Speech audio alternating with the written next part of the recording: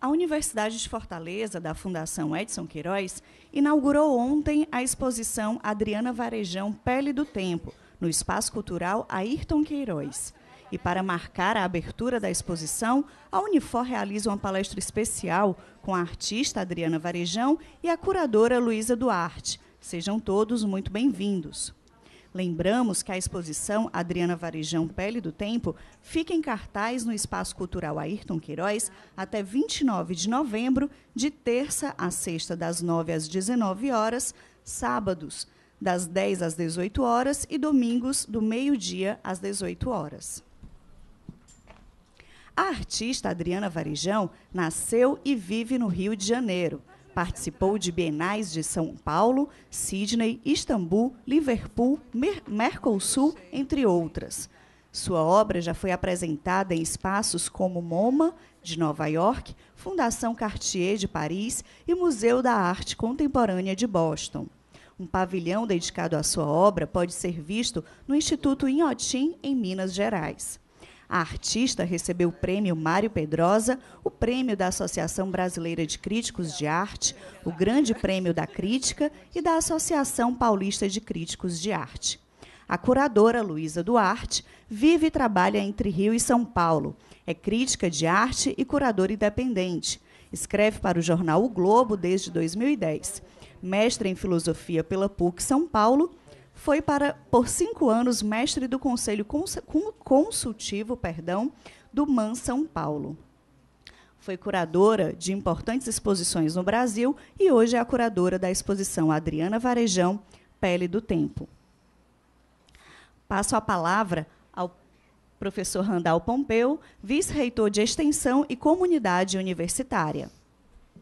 Obrigado. Bom dia a todos. Eu queria inicialmente dar as boas-vindas e, em nome da Universidade de Fortaleza, dizer que é uma honra estar recebendo aqui a Adriana Varejão, a Luísa e todos vocês. Quero primeiro pedir desculpas pelo desconforto, mas infelizmente ou felizmente, está acontecendo aqui na universidade um grande congresso internacional de direito que começou hoje pela manhã. Um congresso internacional de direito internacional. Então, todos os nossos espaços estão ocupados por esse congresso e, dessa maneira, nós ficamos, então, só com essa disponibilidade desse auditório.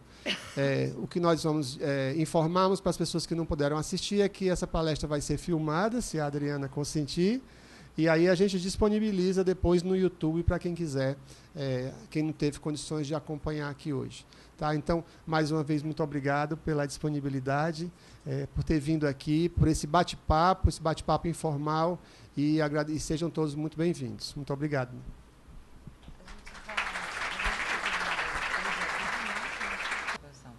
Tá. Bom dia. Obrigada, né, pela Adriana, né, pelo estarem todos aqui. É um prazer e uma honra enorme poder estar participando desse momento. O que eu posso introduzir acho que o interesse mais é uma oportunidade rara de ter a Adriana aqui, podendo falar um pouco sobre o trabalho, a experiência dela, e vocês escutarem e depois, quem sabe, perguntarem alguma coisa. Mas o que eu posso dizer sobre a exposição Pele do Tempo, começando pelo título, a exposição, para quem já viu, ela inicia com... A Adriana trabalha, né, com séries. É isso? Séries que não necessariamente são autônomas, que, obviamente, ao longo do tempo, elas se conectam. Na verdade, as questões da Adriana podem ser identificadas nas mais diversas séries. Mas uma dessas séries eu elegi para dar início à exposição, que são As Ruínas de Chartres. E foi por conta delas que eu escolhi o título Pele do Tempo, porque ali estão, né, realmente encarnados dois elementos muito importantes para a obra da Adriana, que é a questão do corpo e a questão da temporalidade, né? A questão da história, ou, como diz o Adriano Pedrosa, das histórias, né? E, mais ainda, as histórias às margens. A Adriana é uma artista que acho que chama tanta atenção, o número de pessoas nessa sala, eu acho que é sintoma da eloquência visual, da potência e da força com que ela, né, trabalha essa linguagem tão antiga, né, a mais antiga das linguagens artísticas, que é a pintura. E, no entanto, o que eu gostaria, primeiro, só para iniciar essa conversa, é de que todo mundo possa entender de que a Adriana é uma grande artista com esse poder visual imenso e uma artista que tem um rigor conceitual e uma relação crítica, e por isso a obra da Adriana também é política, com o tempo, com as narrativas. A Adriana, ao meu ver, ela fala do ponto de vista... Se eu for falar de um Walter Benjamin, que é um filósofo que para mim é muito caro, eu poderia usar algumas expressões do Benjamin, né? A Adriana escova o presente a contrapelo, né? É na direção oposta do que se espera, né? É a luz, né, da urgência do presente que ela vai olhar o passado para, quem sabe, o futuro vir a ser uma coisa diferente do sempre igual. E então é importante, eu acho que para todo mundo que for ver a exposição ou quem já viu, entender que ela está sempre lidando com essas apropriações, com a paródia, com a substituição, né, com a ampliação, né, os azulejos, né, ficam imensos, se substitui.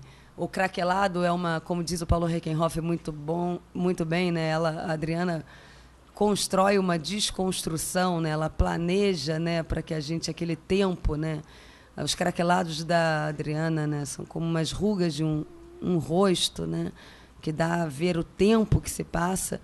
Então, eu acho que o que fica de uma arte contemporânea hoje em dia, que às vezes chama tanta atenção, eu acho que a figura da Adriana já chama muita atenção. Eu queria iniciar essa fala com, não sei, um chamado para que se pense sobre o trabalho da Adriana muito, porque tem muito que se pensar ali.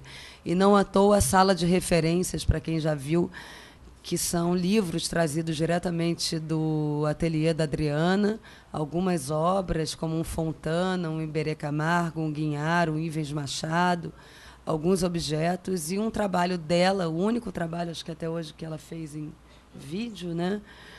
E chamado Transbarroco, que é também ele sobre as referências, né, que são tão importantes, que informam e contaminam a obra dela. Bom, deu para começar? Deu. Eu vou fazer uma palestra diferente hoje. Eu quero abrir para perguntas. Antes, eu quero responder perguntas. Eu quero saber por que vocês estão aqui, o que vocês querem saber da minha obra, de mim. Queria falar a partir de vocês. O que vocês querem saber?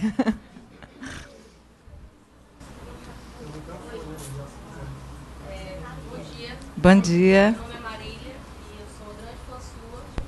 Desde que ano passado eu fui ao Iotim, a sua galeria mexeu muito comigo, inclusive. Eu sou aluna da professora Glória Diógenes, é professora da sociologia lá na UFC, e ela trabalha muito com arte, com grafite. E fiz uma disciplina com ela de sociologia urbana. No semestre que eu conheci a sua galeria e a gente fez um trabalho sobre aquela sua obra, que fala do livro do Rosário. A Venda do Rosário, que é uma ruína de chá. E eu queria saber como foi o processo de produção dessa obra. Tá. Vou falar então das ruínas, é uma coisa boa, das ruínas de Charque. Elas partiram de uns... Eu acho que o início das ruínas foram obras que eu fiz, que eram as línguas, que eu rasgava, cortava a superfície da tela e saía a superfície da terra e eu preenchia com tinta, com uma materialidade muito grande, com tinta a óleo pura no início. E aquela pele, era como se fosse uma pele, eu pintava com azulejos, né? Eu usava referência à azulejaria portuguesa. É como se rasgasse a parede e deixasse, né, por dentro ver as entranhas e aquela materialidade toda. E, a partir daí, desse avanço, né, no espaço, eu comecei a projetar mentalmente, primeiro timidamente, as ruínas. Na exposição tem uma das primeiras ruínas que eu fiz, que era numa escala menor, uma azul, que tem que estar na parede ainda. E depois eu comecei a trazer ela para o espaço. Então, apesar de a técnica que eu uso ser finalizada com pintura, que eu considero a pintura meu filtro e meu denominador, no final tudo se trata de pintura, né? Tudo é ficção. A carne não é carne, o azulejo não é azulejo, a pele não é pele. Então, eu comecei a desenvolver as ruínas maiores e a usar outro tipo de técnica. Eu comecei a usar alumínio, poliuretano, porque eu nunca tive um aprendizado formal de pintura, né? Eu não fiz belas artes. Quando comecei a pintar, eu não sabia que tinha que misturar terebentina na tinta óleo, não sabia nada. E aí eu simplesmente peguei os tubos de tinta, comecei a usar, e aquela tinta não secava, e eu botava mais tinta e fazia uma maçaroca danada em cima da tela. E aí aquilo dava um corpo à tela, uma materialidade. Então, eu desde sempre usei maneiras muito convencionais, é essa palavra. Não convencionais de pintar. Então, comecei a usar poliuretano, a pintar sobre o alumínio. E comecei a fotografar ruínas que tinham azulejo. Eu estava no México, em Oaxaca, numa vila de pescador, e notei que tinham pedaços de parede no chão que eram usados como pavimento. Então, eram restos de construção usados como pavimentos. E esses restos eram azulejados. Eu fotografei aquilo. Eu acho que a gente tem a foto no catálogo, não, né? Das ruínas de Charque. Não, né? Bom, tem catálogo aqui. Aí eu fotografei aquilo e tirei essa forma dessas pequenas pedaços de construção lá de Chacaua. A Linda do Rosário, ela tem uma história, porque me falaram assim: e Adriana, caiu um hotel no centro e está cheio de azulejo na parede, umas formas lindas. Um amigão meu falou: você devia ir lá fotografar. Eu tirei umas fotos aqui para você ver. Aí eu falei: nossa, que coisa incrível. E estava realmente a forma de duas ruínas que eu fiz. A ruína de Charque, que está em Inhotim, e uma outra vertical, que era a escada que subia para alguns. Sabe, quando cai o prédio, fica aqueles restos. E aí eu fotografei e copiei a forma, né? Encontrei essa forma, por isso que o trabalho tem o título Linda do Rosário. Aí vi aquela história ali no jornal, que o hotel caiu e que tinha um casal lá dentro que tinha ido se encontrar. Ele era professor, ela era secretária, eles eram amantes. Aí veio toda aquela ficção. Pois é, eu não sabia disso não, outro dia. Nem conheço essa. Conversa de voltas batidas, fala do casal. Na verdade, essa história ela ilustra o trabalho depois do trabalho estar concebido. Ela é uma curiosidade acerca da obra. A obra existiria com ou sem a história, com ou sem a música, mas eu achei interessante esse dado, né? Porque depois saiu no jornal, e quando eu fui resgatar fotos para um livro de referência, eu peguei justamente a foto do Globo. E aí eu li sobre a história e fiquei assim impressionada assim, com esse lado.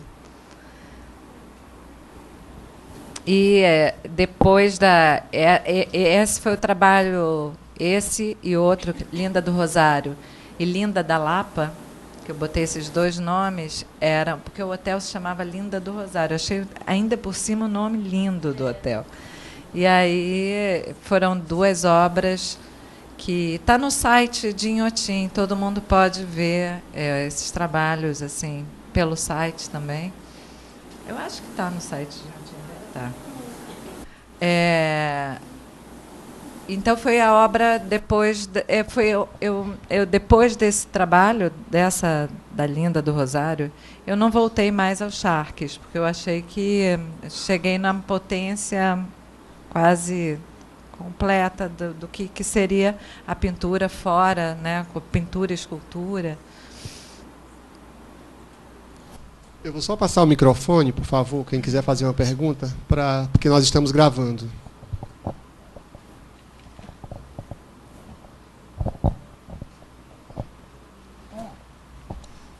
Algumas das ruínas usavam padrões de azulejos dos anos 70. Essa azulejaria vulgar de banheiro. E eu ia a cemitério de azulejos, comprar os azulejos e copiar eles sobre a superfície. Depois eu passei a usar os azulejos monocromáticos só como se fosse uma grade geométrica mesmo, né? E aí as pessoas... e tem a questão do charque também. Eu sempre gostei de ir a mercado e fotografar as carnes em mercados. E mercados no México são incríveis. A Feira de São Joaquim, Salvador, Caruaru. Quando eu cheguei a Caruaru, foi muito especial, porque eu vi grandes peças de charque cortadas, pareciam superfícies marmorizadas, e eu achei aquilo incrível, né? A ideia do charque. Eu não tinha usado charque. Até então eu usava meio uma coisa, tipo, uma visceralidade, que parecia carne, nas telas. Depois que eu vi isso, também me detonou para produzir as ruínas. A própria apreciação do charque na Feira de Caruaru. A questão que eu gosto de pergunta porque vai me detonando mil ideias. A questão da carne também, eu estava falando ontem, né, que muita gente associa com a morte, a dor, o sofrimento, porque carne, ai, que horror, tal. Primeiro que não é carne, a representação da carne são duas coisas bem diferentes. Estava falando que no campo da arte tudo é possível, né? A arte é um campo de liberdade total, onde você pode experimentar e ir aos extremos, né? É o campo da ficção, diferente do campo da realidade. Então, na ficção, você tem que encenar, né, esse teatro. E eu sempre costumo citar o Sade, quando o Sade descreve aquelas cenas, né, de cortes, torturas e não sei o que, ele não está arranhando, furando, martirizando corpos. Ele está fazendo isso sobre a linguagem. São duas coisas completamente diferentes. Então, a carne também representa uma volúpia. Para mim, a carne é um dado muito mais erótico do que ligado à questão do martírio. Tem gente que interpreta como martírio. Outro dia teve uma jornalista que falou: nossa, essas paredes me lembram um estádio no Chile, onde as pessoas foram enterradas na parede, né, durante a ditadura. Então, as paredes gritam, outras... eu nunca mais tomei banho da mesma maneira, porque quando eu olho para a parede, depois que eu vi o seu trabalho, eu olho para a parede assim, do chuveiro, acho que a parede vai pular em cima de mim. Isso foi um montador que falou isso. Morri de rir. Mas eu acho que é o contrário. A grade, ela é fria, racional, geométrica, asséptica. Para mim, ela tem um dado de morte e de... assim, muito maior do que a carne. A carne é uma pulsão de vida erótica, é uma volúpia, né, que quer se mostrar, representa um certo caos. A gente vem de uma tradição barroca, né? A gente está acostumado a chagas e tudo isso. E eu venho desse universo barroco também. Toda a minha obra nasceu a partir desse universo, né? Essa própria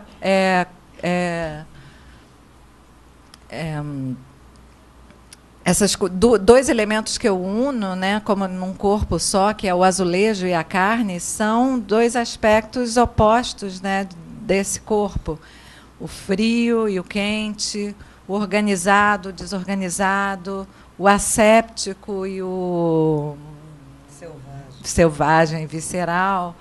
Então, eles estão unidos aí nessas obras. Acho que eu já falei bastante das Sharks. Adriana, primeiro bom dia a todos. Bom dia. Prazer muito grande estar aqui, poder te ouvir, depois ver as coisas. Prazer é meu. A pergunta é sobre a arte em geral, né? Sobre a tua arte, mas a ideia de arte. Quando a gente olha para a história da arte, tem ali no final do século XIX, começa a acontecer umas coisas estranhas, ela começa a experimentar. Né? Deixa eu só falar uma coisa, as perguntas podem ser para a Luísa também, tá? Tem certas coisas que eu acho, quando fala em história da arte, já fico preocupada. Então tá valendo, né? Aí, então tá valendo mesmo, né? Sabe Queremos mais ouvir. que eu.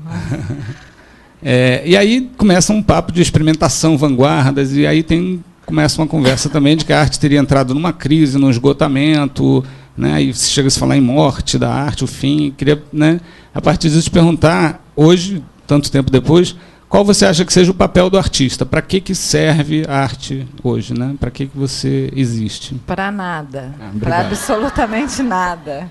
A arte é a coisa mais inútil que existe. Assim, tem uma frase da Hannah Arendt que é muito boa, que ela fala que é justamente sobre a inutilidade da arte, né? Mas que realmente a arte não serve para nada, mas a arte faz com que nós nos sintamos, né, a gente possa se sentir em casa no mundo, né? A despeito dessa inutilidade, existe alguma coisa ali que nos conecta, que a gente volta a se sentir em casa no mundo. Mas, de fato, no mundo da técnica, da funcionalidade, onde tudo tem que ter um alvo, um goal, um objetivo, a produtividade, acho que nada, né, mais subversivo, eloquente e importante do que justamente como a Adriana falou, não serve para nada. Não. E não serve para nada mesmo. Serve para isso, serve para que a gente, né, nos perceba e perceba o mundo de uma maneira diferente. Você acha isso pouco? Isso. Não, é muito. Oi, não vi você aí. Isso é o mágico. É ver o mundo diferente. Muito se discute muito sobre a função da arte, né? Eu nunca me fiz essa pergunta, assim. E sobre a morte da pintura, eu sempre adorei a pintura como um ser morto, assim. Eu sempre me simpatizei, penso nela como um cadáver, como uma mulher morta. Penso naquela, né, na Ofélia afundando com aquele vestido, branca, morta. E aí cheguei até a encenar a morte da pintura numa Bienal em 94, né? A Bienal tinha uma maca, tinha uma atmosfera meio hospitalar. E eu simulei a pintura como esse corpo doente que precisa ser curado. Então, eu fiz disso um grande teatro, assim, dessa encenação da morte. E eu acho legal também quando tem um aspecto engraçado, né? Uma pessoa falou outro dia, nossa, eu acho seu trabalho muito engraçado, sabe? Porque eu também acho, assim, eu gosto, né? É um humor meio tipo Mad, sabe? Eu lia muito Mad quando eu era adolescente. Eu gosto daquele humor, assim, meio... Ele tem humor, mas... Eu acho que é isso, eu nunca levei a sério essa morte, eu acho que a arte não se esgota, é impossível, enquanto houver humanidade, sempre existiu arte, sempre existirá. Não se esgota, enquanto o ser humano for sensível e sentir, refletir e olhar, vai existir arte. Deixa eu perguntar outra coisa. Então, o valor dela é não ter utilidade, né? Já começa uma coisa irônica e curiosa. Ela não tem utilidade e está ali o seu valor, mas ela tem um custo e tem um preço.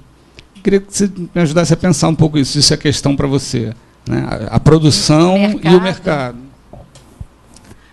É outra instância do que é a arte. Aí a gente começa a falar em profissão, carreira, mas não em arte. Né? Eu acho que esse assunto não pertence ao assunto assim que a gente está falando. É uma outra coisa. É um mercado, é um valor abstrato que é colocado em cima, é como se fosse papel de ação, é colocado em cima. Existe um mercado, existe uma lógica desse mercado. Eu não tenho menor problema com esse lado também. Adoro ser uma artista bem-sucedida nesse sentido, acho incrível, me dou super bem com isso. E em nenhum momento eu norteio a minha produção em função disso. Eu tenho liberdade para fazer o que quiser, quando quiser, do jeito que eu quiser. Nunca a minha liberdade foi tolhida. Então, se isso não mexe com a minha liberdade de fazer arte, para mim está tudo ótimo, melhor ainda. Fazer o que eu quero, podendo ganhar com isso. Agora, existe essa coisa da imprensa, esse alarde todo em cima de valores, em cima do preço do mercado secundário, que a gente tem que entender que tem um mercado primário e tem um mercado secundário, que é o mercado de revenda. E aí existem pessoas que fazem muito dinheiro, né, com a revenda das obras. E tudo bem, é isso aí, é um outro jogo.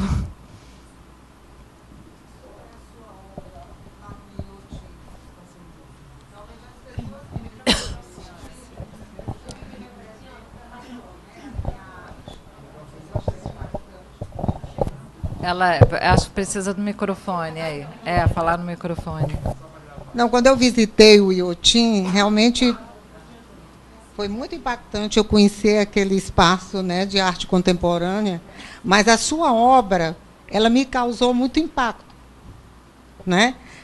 Até porque a sua utilização, que você fala do azulejo, entre os dois azulejos, a carne, né, que eu sei que tem uma representação, né, do que você queria mostrar, mas muita gente não entende. Várias pessoas que já foram, Valdir, por que ela colocou isso assim? Porque ela queria representar exatamente isso que você falou, né?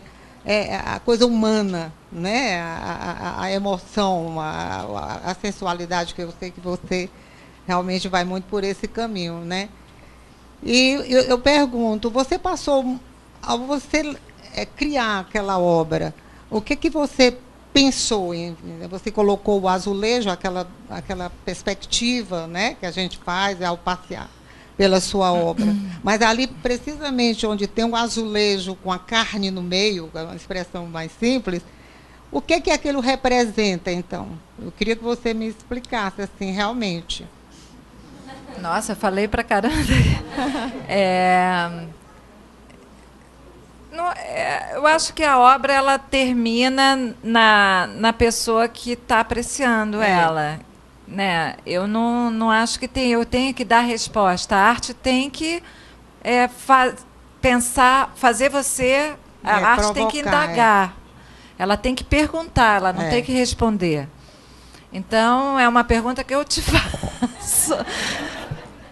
O que você sentiu com aquilo, entendeu? Então, eu acho que é meio por aí. Ontem, quando eu estava gravando aqui para a TV da Unifor, né, que tem um veículo, como você gostaria de ser lembrada? Eu falei, nossa, vocês já estão me matando. Tem uma filha de 2 anos para criar. Não, mas eu falei assim, eu gostaria de ser lembrada, eu acho que arte, porque tem uma coisa assim engraçada, as pessoas falam assim, não gosto. Né? Eu já dei aula e, não gosto. Por quê? Não gosto. Eu falei, mas não tem que gostar. Não é para gostar, entendeu? Não, eu acho que a arte não é para gostar, necessariamente. Ela é para te provocar. Né? Eu gosto de. Eu falei assim, eu quero ser lembrada como uma pessoa que dá um soco no estômago da outra, brincando, né? Tipo, só um tapinha não dói. Mas que, sabe, faça a pessoa, mexa com a pessoa, entendeu? E eu acho que a arte não pode passar desapercebida. Você tem que estar diante de um trabalho, ele tem que transformar você. Né? Essa é a função, aliás, é uma boa função para a arte, transformar as pessoas, fazer as pessoas, tipo montador, tomar banho de maneira diferente, sabe? Nem que seja por aí, né? Então, eu acho qualquer percepção, mas de maneira que você passe por ali e aquilo te transforme, né? Transforme a maneira de você ver o mundo. Não completamente, tipo, vou largar minha família. Não é assim, é uma transformação interna, assim, de percepção. Tipo, isso é isso é assim mesmo, por quê? É isso, eu acho que essa reflexão é necessária. Bom dia. Oi, aqui. Embaixo. Foi o último lugar. Bom dia. Oi, bom dia. Prazer estar aqui, ouvir você. Tá falando, tá saindo, pode continuar. Bem, tá linda a exposição, parabéns. A montagem, especialmente, ficou muito interessante. Impecável, né, Luísa? E você falou aí que sobre as ruínas, eu acho que eu já cheguei ali no ponto onde a potência máxima, né? E eu acho interessante essa dualidade delas que você já resolveu aí, o grid, que na verdade é muito mais inerte do que a víscera ali, o Shark. E é uma dualidade que, claro, está presente em uma série de outras coisas, de vida e morte, de masculino e feminino, ração e emoção. Se essa dualidade está resolvida, talvez não seja estar resolvida, mas, né, o Shark, as ruínas de Shark fez com que você percebesse até esse ponto. Para onde que isso te projetou? Né? Até porque uma série de coisas que eu vi lá ontem eu nem tinha visto nunca ainda, né? Os pratos grandões lá e tal. Então, como é que daí... Também achei interessante saber, eu não sabia da cronologia dos azulejos decorados para os lisos, que tem tudo a ver com isso aí que tu explicou. Né? Então, para onde que isso aí levou? A Luísa escreveu um texto muito bacana, assim, esclarecedor sobre as ruínas, né, Lu? Você não quer falar um pouco? Não, porque ela... Não, as ruínas tem uma frase do Levi-Strauss que... Aí eu vou longe, né? Crítico pode inventar um monte de coisa, né? Depois não sei se ela concorda com alguma coisa. Mas que ele... Não sei se é exatamente dele, mas o Caetano se apropria, que quando, né, o Levi-Strauss chega aqui, olha e diz, aqui tudo ainda é construção e já é ruína, né? Então, acho que as ruínas de Shark, acho que não dá para a gente perder de vista o que significa a ruína, né? A ruína é um tempo inacabado, né? É um tempo inconcluso.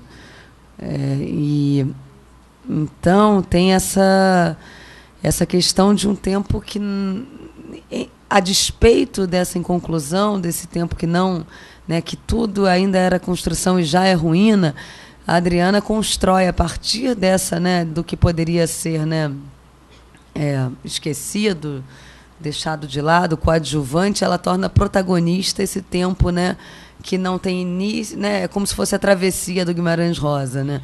Não tem exatamente o início, o meio e o fim, mas, né, é um girar em círculos, né? Então, acho que sobre a ruína é importante lembrar isso, e sem dúvida, você falou muito bem, essa simultaneidade na divergência, que é essa do grid com a carne, né? Os contrários que habitam, né? A Rosalind Krauss tem um texto onde ela fala exatamente que o grid, né, o grid vai contra, né, não só como você lembrava do ornamento, vai contra a natureza, vai contra a narrativa, né? É aquela, né, um desejo moderno quase de uma autonomia da arte que, né, dá as costas para a vida e para o mundo. E a Adriana vai lá e faz essa convergência, né? Esse acasalamento entre isso que é, né, uma certa... Porque, nesse caso, é essa asepsia. Tem outros que são adornados com essa convulsão. Então, eu acho que é uma série dela. Ela chegou na potência máxima, terminou, mas não é à toa que a exposição abre com as ruínas, porque, penso eu, é uma... E tem isso que ela falou antes, né?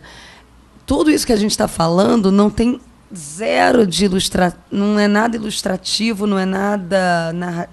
A gente está falando sobre tempo, sobre ruína, sobre que se a gente quiser avançar no pensamento sobre uma temporalidade própria à linha de baixo do Equador, tem uma série de questões para a gente desenvolver, mas é tudo na forma. Não me chamem de formalista. Tudo tá... Não existe, não precisa ser uma narrativa que conte e que vá dar e está pintado e está se... Né, se a Adriana tem, em boa parte do trabalho dela, uma apropriação, e dessa apropriação surge a paródia, a substituição, uma série de, né, mecanismos, estratégias, métodos. Nas ruínas, eu acho que tem uma síntese muito poderosa, assim, porque é uma economia formal que, no entanto, gera um poder muito grande conceitualmente de ideias. Por isso, eu acho que é uma obra tão... Enfim, uma série de obras tão importantes. E acho que a gente tem quantas ruínas aqui? 1, 2, 3... Umas 5, pelo menos, para contar a história, né? Eu não sei se todos já foram na exposição aqui. Todos já foram? Vocês vieram ver a Adriana, né? Depois é bom ver a obra, né?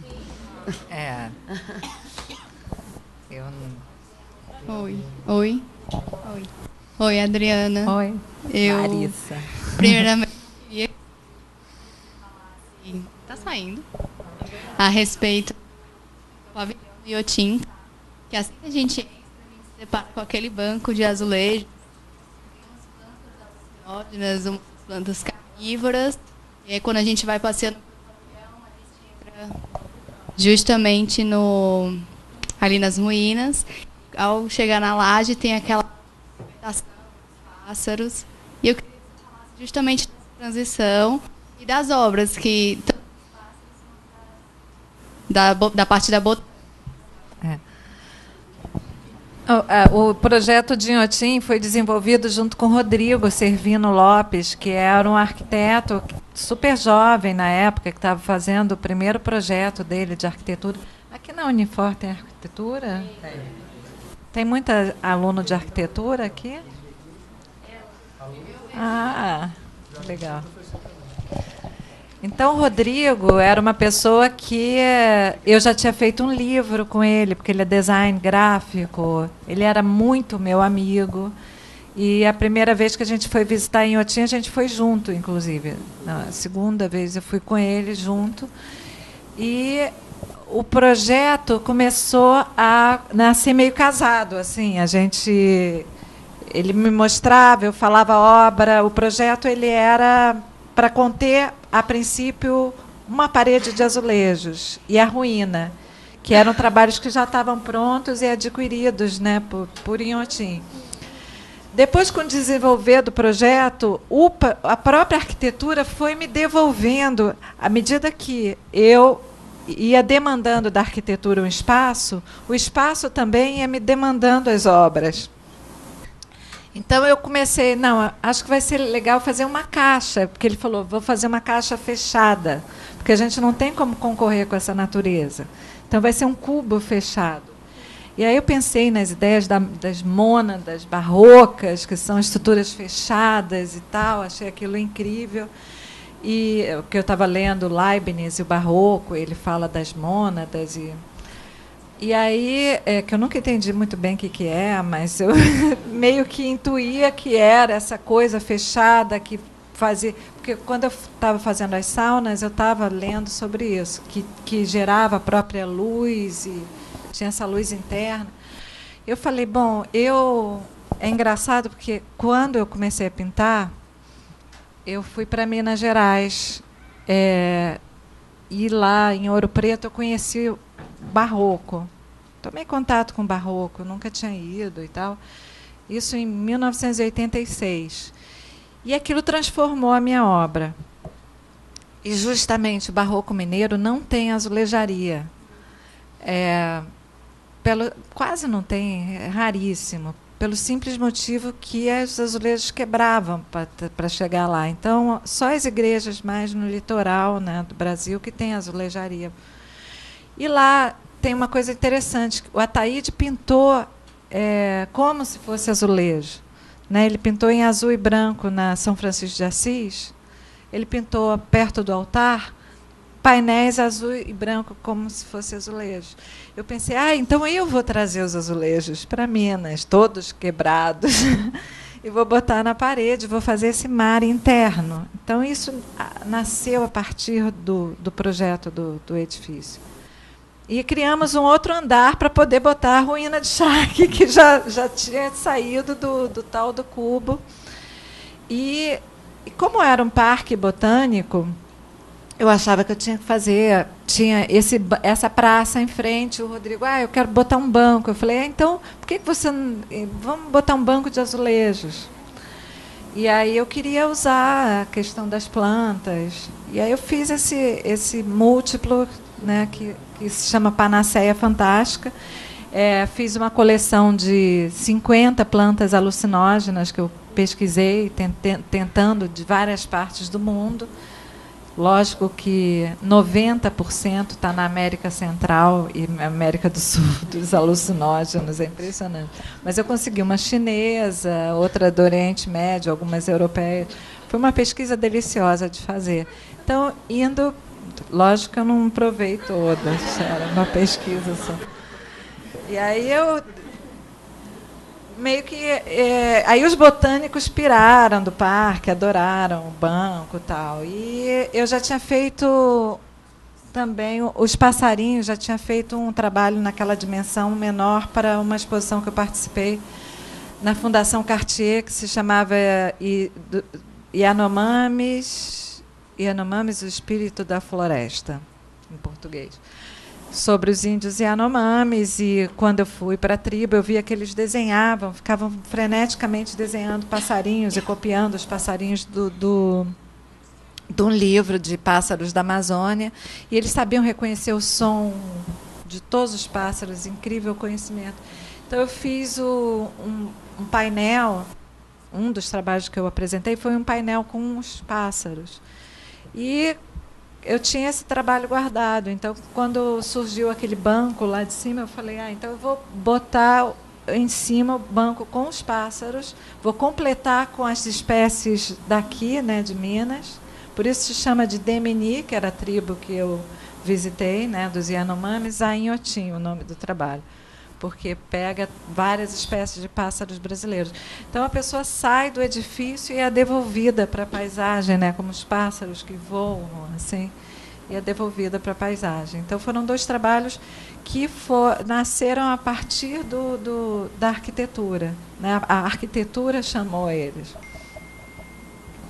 As plantas carnívoras também que estão no teto, eu olhei aquele espaço e falei, nossa, vou botar alguma coisa aqui.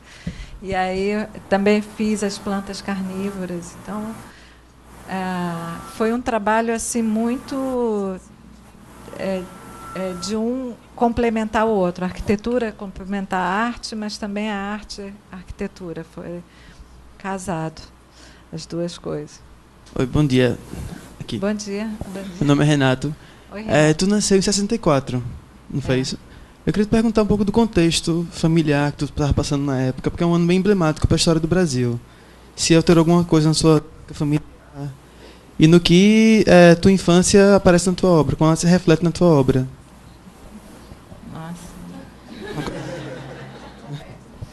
Deixa eu pensar.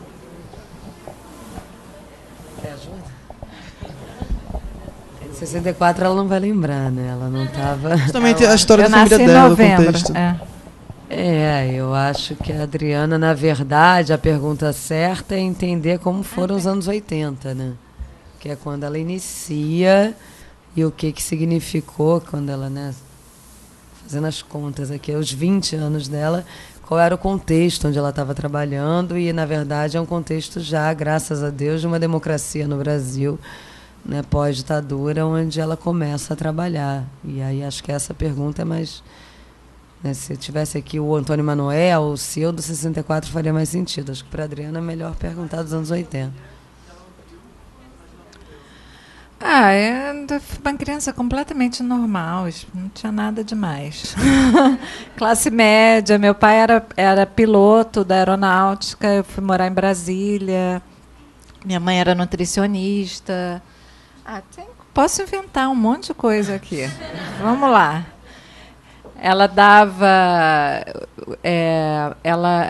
quando a gente foi morar em Brasília, ela fazia um programa de subnutrição infantil na cidade de Sobradinho, que era uma cidade satélite. E Brasília, naquela época, só tinha imigrante de todas as partes do Brasil. Não existia cidadãos de Brasília, né? Porque era logo no início, 67, 70. E eu pude conviver com brasileiros de todos os tipos, né? Várias etnias. Então, a gente tinha gente de tudo quanto é tipo, que vinha de todos os lugares do Brasil. Eu não frequentava museus, meus pais não eram pessoas, né, de frequentar museu, de viajar. Eu fui viajar pela primeira vez, eu já tinha 21 anos que eu saí do Brasil. Era difícil sair do Brasil, era caro.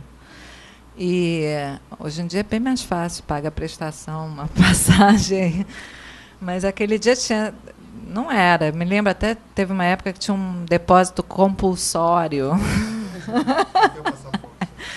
A gente era meio refém, né? Assim, E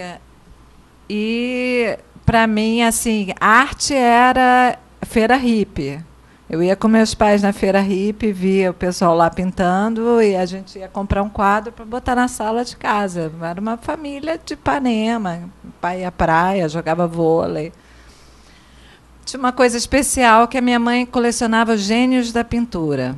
Isso eu me lembro perfeitamente de eu folheando os gênios da pintura. O primeiro presente de aniversário que eu dei para ela, eu fui na banca, na esquina, e comprei um fascículo dos gênios da pintura, toda orgulhosa. Era para mim. Então, os gênios da pintura foi incrível assim na minha vida, porque a gente também, no Brasil, a gente não tem acesso... Isso eu coloco muito na minha obra. A gente não tem acesso aos originais, né? Você não tem um Louvre ali na esquina para ver um Rembrandt ou qualquer outra coisa, um Da Vinci, né? Ou, sei lá, Cézanne, ou qualquer moderno, Van Gogh. Até no MASP tem Van Gogh, né? Mas eu não chegava até São Paulo. Mas aí, então minha apreensão da história da arte foi através de reprodução. Muitas vezes, nas minhas obras, eu simulo as coisas reproduzidas na página de um livro. Nessa exposição tem uma obra assim, que é Proposta para a Catequese, parte 2, que são 2 quadros, é um díptico, é como se fosse uma página de livro aberta, onde um lado o azulejo está representado com um azul, no outro lado está com outro, porque você tem que imaginar qual é o azul, né? Na reprodução, você não tem o acesso ao original. Então, eu até utilizei isso nos meus trabalhos. Mas, fora isso, tudo correu de maneira tranquila. Eu fui fazer a escolha de ser artista bem depois. Eu já tinha 18, 19 anos. Gente, só para organizar nosso tempo, e ela também está cansada, e daqui a pouco ela vai ter que voltar. Vamos fazer, então, só a última pergunta, por favor? Ih, olha aí.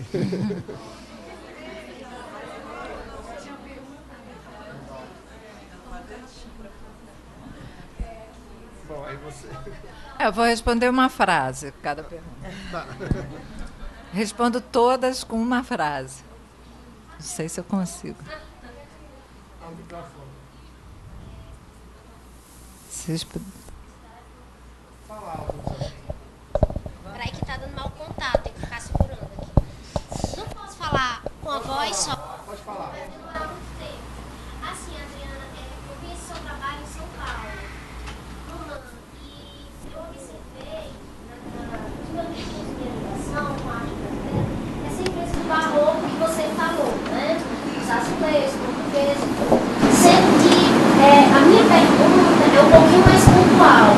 Você me fala de referências dos estrangeiros. Tem alguma referência de artista brasileiro, talvez, né?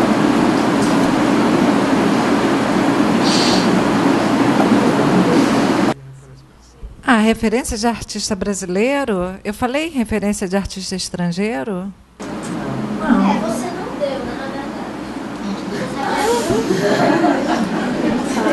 Olha só. Primeiro que no meu leque de referências não tem só artistas. Tem também muito arte decorativa. Tem cinema. Tem cinema. A gente, né, tem uma sala de referências aí que tá cheio de outras coisas. Livros, azulejo, cerâmica, de arte brasileira que eu olhava... O Ivens Machado e Iberê Camargo, fora o Lúcio Fontana, que é um argentino-italiano. Ivens é um artista que eu me dei conta da importância dele assim na minha obra recentemente. Um artista que morreu recentemente, que não teve o reconhecimento que merecia. Uma obra incrível. Falava muito de erotismo e tal. E revendo a obra do Ivens, eu vi como foi importante, né, o trabalho do Ivens. Tinha um barril com os livros de carne, as trouxas, né, que a gente acabou não incluindo na exposição. Não incluímos tudo que gostaríamos. Mas... Só aqui, ó. Você escolhe. Mais umazinha aqui, vai. Por favor. Eu achei bacana você citar a coleção dos gênios, né? Porque recentemente não tá ok? Onde o Barrão, a Leda Catunda, o Luiz Hermine, todos falaram dessa referência, né? E aí eu imagino que a experiência estética daquela época podia vir através dessa coleção. E eu queria tocar aqui no episódio que aconteceu aqui na Unifor, há uns 2 anos atrás, na época da exposição Trajetórias, estava acontecendo. E nessa época eu acompanhei a mediação cultural. E o episódio tem a ver com uma experiência de um garotinho de 10 anos, quando se deparou com a sua obra ambiente virtual. E aí eu quero puxar exatamente para aquela primeira pergunta que você colocou, que a arte nos faz olhar para o mundo de forma diferente. E foi exatamente o que aconteceu naquela experiência. O menino se deparou com outro mundo. A obra é atravessamento puro, né, tonalidade modernista e tridimensionalidade renascentista. Ele se deu conta, não sei como, mas criança experimenta mesmo as coisas. E ele resolveu deitar no chão. Dizer que aquela obra tinha que ser olhada deitada no chão. E a partir daí todo mundo...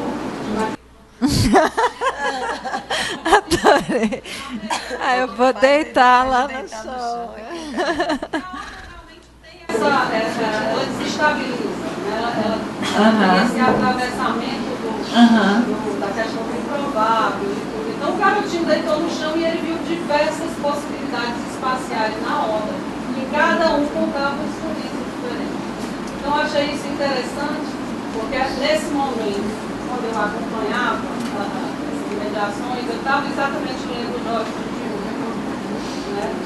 E aí eu vi como esse pensamento dele opera realmente, né? Como é que isso funciona na experiência. Não é mais o que eu olho, é o que nos olha. Né? O garotinho realmente... Garotinho esperto.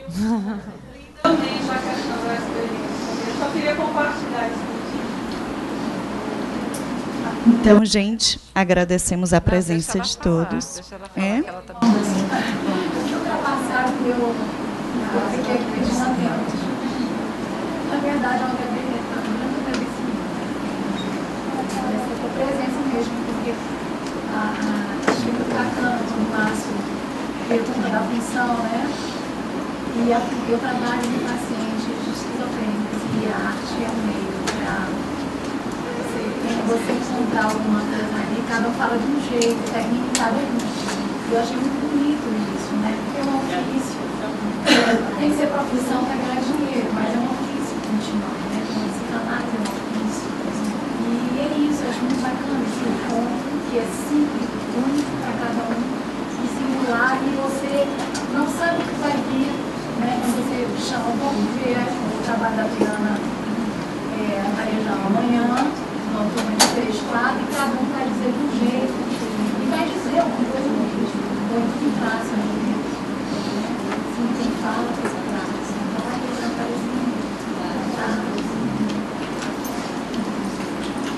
Vamos encerrar, gente. Muito obrigada. Eu adorei estar aqui. Obrigada à Fundação.